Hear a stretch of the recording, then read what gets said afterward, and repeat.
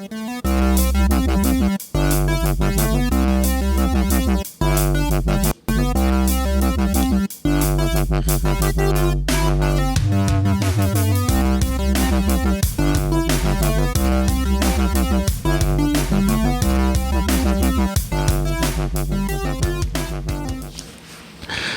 everybody, welcome to another episode of the LitRPG podcast. I am Ramon Mejia. I'm here to bring you the latest LitRPG news, reviews, and of course author interviews. This is episode number 173 of the show, and I have 6 new reviews for you, and that includes Arkham Interlude, a Cthulhu LitRPG short story, Darkworlds book number 0 by Galen Wolfe, also Great Balls of Fire, a Caverns and Creatures short story, Stellar Survival Quest 0.5, a sci-fi LitRPG story.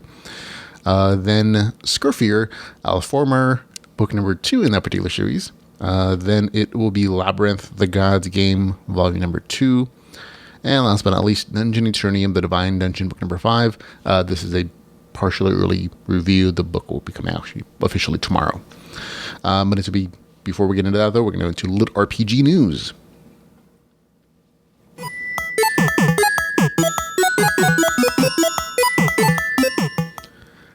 And in LitRPG news, we're going to begin with the story with the Blaze Corvin, author of many great LitRPG and Gamelit series. He's updated his publishing schedule for 2019 on his site and also on Facebook. He actually has a whole list of things coming out, including stuff that he didn't write, but is actually publishing through his publishing company. That's right. Blaze Corvin actually has a publishing company. He's actually used it, I believe, uses it now to publish all his own personal stuff, but also I think he did a thing with another author, Aaron, for the Cultivation series. Never mind. Ball of Light Evolution by A.R. Chen will be out in 2019. Blaze sings the praise of this song, and he was happy to help his friend to get this thing published. Also, Nora Hazard, book number 3, the last in that series, will be out in July of 2019. The second book in the First Son series, which is another publishing co-author thing he did with another author, will be out on August 29th, 2019 rather. So tired.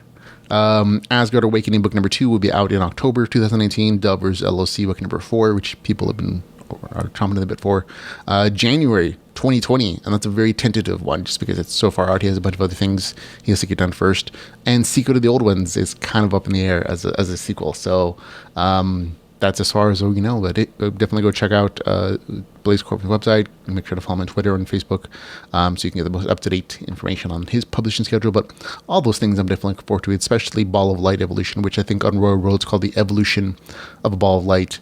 And that is a huge following. Apparently, it's a really good story. I haven't read it personally, but I'm looking forward to reading it this month. Okay, also out in some LitRPG news, we have the Divine Dungeon series is going to be ending with this last book, Dungeon Eternium, coming out on May the 31st. On June 1st. It's out on June 1st, sorry. But to celebrate that, the author, Dakota Kraut and Mountain Dell Press, are doing some prizes and their giveaways and some freebies. So that's always fun. Apparently, the first book in the series will be free from May 31st to June the 4th. So that's going to be really nice. They're also doing a giveaway prize thing until I think the book is published. And they'll have a link in the show notes to enter those if you want to. So there you go. And of course the author says, it's a bittersweet moment to end this series, but know that there will be more to come in the world. Hope you enjoy the last installment, and thank you for your support. So you're welcome, Dakota, and thank you for writing such an amazingly great series. I always appreciate it. Okay, on to stuff that is out now, but haven't read. This includes Genesis, a LitRPG Journey, Legends Online, also Dungeon Craft Online, book number 1, Endless Dungeon Part 1. That's kind of it. Sorry, there's definitely a flood of things in the Amazon listings, but not all of it's LitRPG. Some of it's just game, and some of it's just right to market junk. But hey, I know these for sure have gone as LitRPG.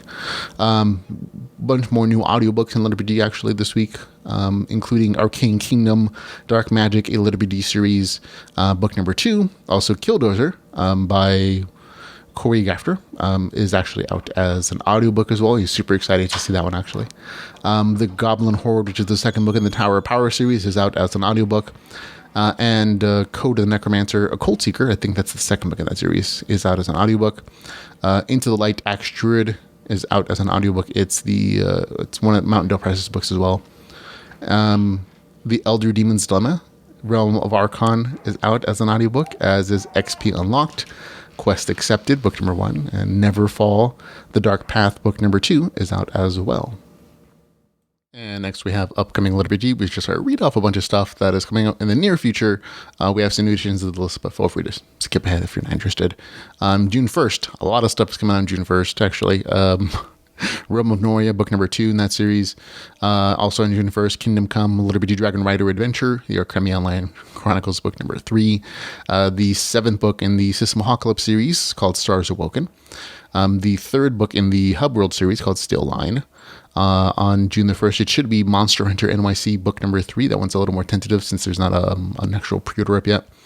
Also on June the 4th, it'll be Viridian Gate Online, Absolution. Actually, also on June 1st, it'll be the Dungeon Eternium, but we have done the review schedule, so I took it off the upcoming list. That's probably going to be the big one to compete with. That has a huge following. June the 4th would be Viridian Gate Online, book number Absolution, the 2nd book in the Alchemic Weaponer series. This is one of the spin-off series for Viridian Gate Online, focusing on the Alchemic Weaponer in the group. So if you like book number 1, book number 2 is out. Going to come out soon. On June the 5th, it'll be Dungeon World book number 2, a Dungeon Core Experience. On June the 10th, Apostle of the Sleeping Gods, Discardian book number 2 will be out. On June the 11th, it'll be Troll Nation, the Rogue Dungeon book number 3. On June 13th, Home Siege Home, the 6th book in the Good Guy series. June the 20th, City of Freedom, Adam Online book number 2. On June the 20th, Jin Tamer, Evolution, the 3rd book in that series. June 25th, Shift, book number 2. We spoke about this one in the news section. Ball of Light, Evolution. It'll be out sometime in June of the month. There's no specific release date, but so June. July 18th, it'll be the Time Master, Interworld Network, book number 1. July 23rd, Cannibal, Demon of the Mind, a post-apocalyptic survival LitRPG series. Sometime in July, it'll be the 3rd Nora Hauser book called Accounts Payable. Blaze Corbin did release the cover art for that, so that's why we're adding it to the upcoming list. August the 5th, it'll be Hero Go, Champion is Playing, book number 3. On August the 8th, it'll be, now this is actually a new addition to the series, to the list, Invasion, book number 1, A Second Chance. This is actually from Vasily Manko, who's the author of the Way of the Shaman series. This is a set in the same universe. It is apparently going to be with different characters. This is kind of the author's take on another main character that he seems to enjoy really well. But it's the Way the Shaman author in the Way the Shaman universe, but not the Way the Shaman characters necessarily. I'm sure some will be making cameos, but again, this is a separate series set in the same universe by the original author, though. So hopefully we'll see something really good coming out of this. In August sometime, it'll be also First Song book number 2, and that's as far as we're going to go for upcoming stuff. On to new releases and reviews.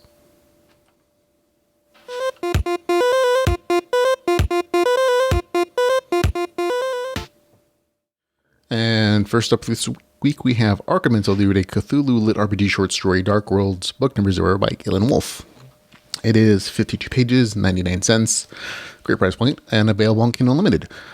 Here's the author's description. What if you drop out of reality into a video game? One of those horror video games where Cthulhu comes squirming out of a dark corners. And what if once you were in the game, it started playing tricks on you? What if then you couldn't get out? Set in 1920s Arkham. That's it. It's a short story, short description. My review's really easy. I've actually been a big fan of Galen Wolfe and a lot of his stuff. A lot of it doesn't do well in sales-wise, which is unfortunate because I think he's always willing to try new things and to be experimental. I think the Cthulhu series he actually has one other novel that has the same Cthulhu series, the Darkworld series, and I think it's a really great example of doing something different and trying to build something different that doesn't always, I guess, sell. But it's a fun series. It's a fun story, and it combines horror and this because there are Cthulhu-based RPG games and tabletop games and board games, and so there's already a system in place that kind of has mechanics there, and it actually includes video games as well. I played a few, so that's probably why it appeals to me. So for me, it gets score of 7.8 out of 10. I think it's delightfully creepy. I'm not a big fan of horror, and this one kind of very nicely toes like I forget the phrase. It crosses the line, toes the line. Balances between like not being super graphically horrorish, but also like suspenseful. And it's a short story, so it's not like huge investment. But I also like the other Darkworld novel as well. So for me, the 7.8 out of 10. I think that's the best review score of the show this week. But enjoyed it. That's Arkham Interlude, a Cthulhu literary short story, Darkworlds book number 0, with a score of 7.8 out of 10. And next we have another short story, Great Balls of Fire, Caverns and Creatures series by Robert Bevan, who is one of the funniest LitRPG authors in the genre. It is 41 pages, $3.04. Kind of expensive, but it is also available on Kindle Unlimited, so there you go. The author also tends to collect these short stories, like I think like usually 6, and put them in a short story collection, and then also sell them that way. Also make audiobooks out of them, so you usually get a little more bang for your buck if you wait for that. But if you have Kindle Unlimited, totally good read. Here's the short description again. Dave and the CNC gang are a bunch of immigrants stealing jobs, from the honest, hardworking people of Cardinia. It's a very interesting description. My review is always simple for these. I enjoy them for the most part. These short stories always look like some fun little side adventures for the Caverns and Creatures group. And this time they're just getting in trouble trying to earn a little extra coins, stealing jobs from immigrants. This is probably not my favorite short story in the series, but it's sort of fun. Most of these are really fun. Just a reminder, the series has like tons of cursing and potty humor, and I enjoy it, but not everybody does, so I always have the little disclaimer for this particular series. For me, it gets a score of 7.2 out of 10. Had a good time with it again, but I like short stories, and I like the series, and I like the author's writing. That's Great Balls of Fire, Caverns and Creatures, with a score of 7.2 out of 10. And next we have Stellar Survival Quest 0.5, a sci-fi lit RPG written by Jolf Whitemage. It is 229 pages, 99 cents, and it's available on Kindle Limited, and here's the author's description. 5 years ago, an unknown game company came from nowhere to release a first-generation virtual reality pod in their bundled game Stellar Survival Quest. The technology was 20 years ahead of anything else currently out, sending shockwaves through the entertainment industry. Now, a new game system is not normally world-shattering, especially when players reported not being able to recall their time playing. The company made claims of keeping the game world pure and not allowing microgaming. However, when that first generation of gamers left the gaming pods, they knew things they did not before. Skills learned in-game translate to real-life skills. Overnight, the world was thrown on its heels. A new player could log into the game, be given a job, and in some way decided by the game, and come out an Ivy League educated scientist or special ops level soldier. Nathan Tyrone Rogers, or Bubba, to his friends, and family awoke on a small transport freshly landed on an ocean space station. As the first humans to be spawned outside of the solar system, Nathan is vastly unprepared and overwhelmed for the task at hand, with a cryptic message that he needs to claim the solar system of Epsilon Indi before one of the other 12 species also spawn in the system, some of which will supposedly be hostile to humanity. He attempts to survival in the completely hostile environment of space, all the while trying to choose a path for himself, avoid being eaten by monstrous alien women, and growing more and more annoyed with his real self back on Earth. Then there's also just this disclaimer saying that the book contains adult themes, mild harem themes, base building, rhythm strategy elements. If you're easily offended by anything, you've been warned. And that last bit really only applies to one point, which I'll talk about in the review. Okay, the story actually starts out pretty good. It loses me near the end a little bit, but it's still enjoyable on the whole. The novel begins with the main character finding himself without a memory of his personal life or history, but recording himself saying that he's playing a game that's not really a game. If you heard me read that novel description, that's essentially an abbreviated version of the beginning of this novel. There's a huge section in here that just is an info dump about the game purpose, its setup, history stuff. It goes on a little too long, in my opinion, and it might lose some readers. But the information does set up like the elements of the game, and the survival elements. Basically, this story is a space survival lit RPG story, and that's that's a really good summary of it. There are lots of deaths and respawns, and the main character tries to survive even the first few moments of being on an abandoned space station that is open to the void of space. He figures it out, and then most of the story is about him figuring out the game system, crafting, repairing the station to survive, and using the game mechanics to accomplish his goals. There's also a minor story thread about things he and other players do in the game impacting the real world Earth, but it's definitely a minor element. Maybe like a series consequence thing. There are a few other kinds of stories like this, so that if you like them, you might like this as well, including like Universe Online, the first book in that series specifically, Planet Bound, I wrote that one, full disclosure, and His Staff. Those all have similar kind of concepts of like people finding themselves on space stations or alien planets, whatever, and having to survive and using the game mechanics to do so. So if you like any of those stories, like I said, you might like this one as well. For me, I also want to make sure that I note that there is this weird out of left field sex scene at the 72% markish. And the story kind of takes this weird harem twist towards the end, which is definitely unexpected because nothing in the previous portions of that kind of said that was going to happen. So it's kind of a weird thing to happen here. Not that I dispute the author to write whatever he wants, just that was, and it's kind of this weird little section. And after it kind of goes back to the survival space RPG stuff. So I'm not really sure what the point is. It kind of maybe makes sense in the context given in the story, but I'm like, that was a really graphic sex scene. And it doesn't show up again. So, okay. But for me, that gets a score of 7.3 out of 10. The sex stuff is real skippable. So there you go. I still enjoyed it. I just skipped the sex scene. That's the score of 7.3 out of 10. For Stellar Survival Quest 0.5, a LitRPG, a sci-fi LitRPG. There you go. And next we have Scurfifer, Alfarome, book number 2, a LitRPG series. There we go. And it's written by Ross Purr. Can't remember. It doesn't say the author's name. It says a little logo at the bottom. I'm not even going to bother reading the novel description of this one. It's 388 pages, $4.77. Available and unlimited. But honestly, I didn't finish this novel. That's really rare for me. This is a super challenging read due to the severe translation issues. I'm actually not going to actually give it an official review in the on Amazon or anything, just because I don't think it's fair since I didn't finish it. I'll leave a review here on Facebook and an actual podcast, because I did actually attempt to read it. The author has noted that in the beginning of the book, he's contracted another translation team. He's responding to essentially the many reviews that have noted that there are some really big translation issues. A lot of the reviews that are currently say, I enjoyed the story, but like this has like severe translation issues.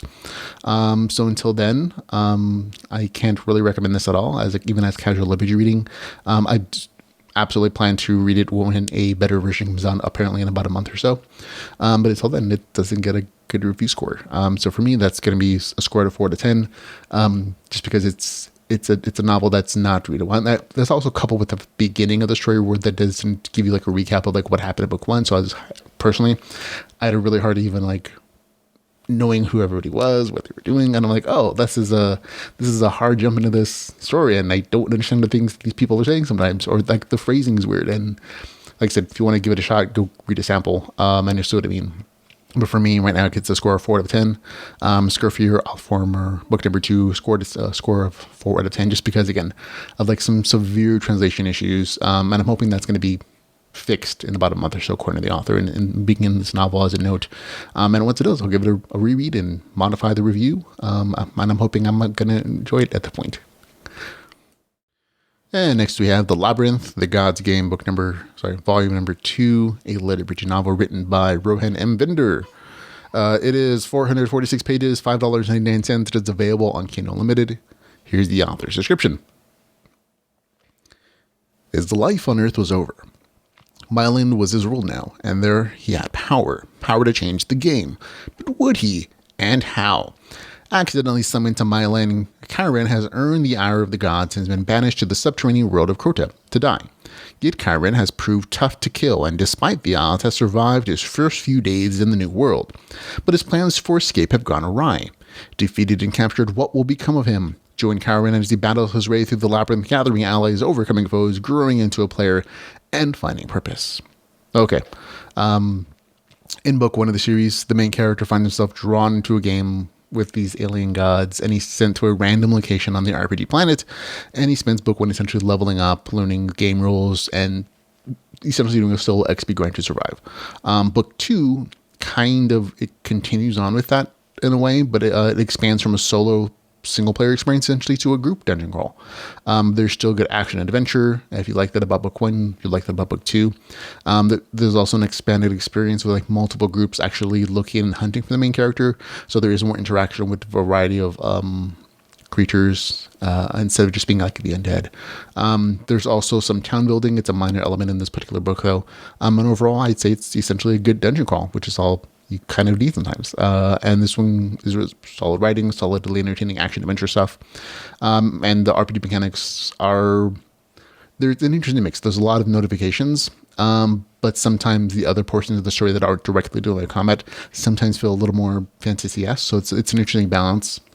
Like the author does, all the game mechanics matter and the reference, and so it is LitRPG. But for people who like something with a little more fantasy vibe, sometimes I think this will really appeal to them. So for me, it scores 7.5 out of 10. Solid, good hit story. That's the Labyrinth, the Gods game, volume number 2. The score we're getting 7.5 out of 10. Okay, last review of the show. It's gonna be Dungeon Eternium, the Divine Dungeon, book number 5, written by Dakota Kraut. This is 272 pages, $4.99. It is available on Kindle Unlimited. And here's the author's description. Unlikely allies uniting across the world, blood feuds that span centuries, a single chance at life. The world watches the sky with trepidation. The insanity of Xenocide knew no bounds, and will soon suffer the effects he had planned for a millennium. Though none know what is to come, they all know it's not going to be easy to survive. I think that's what it meant to say.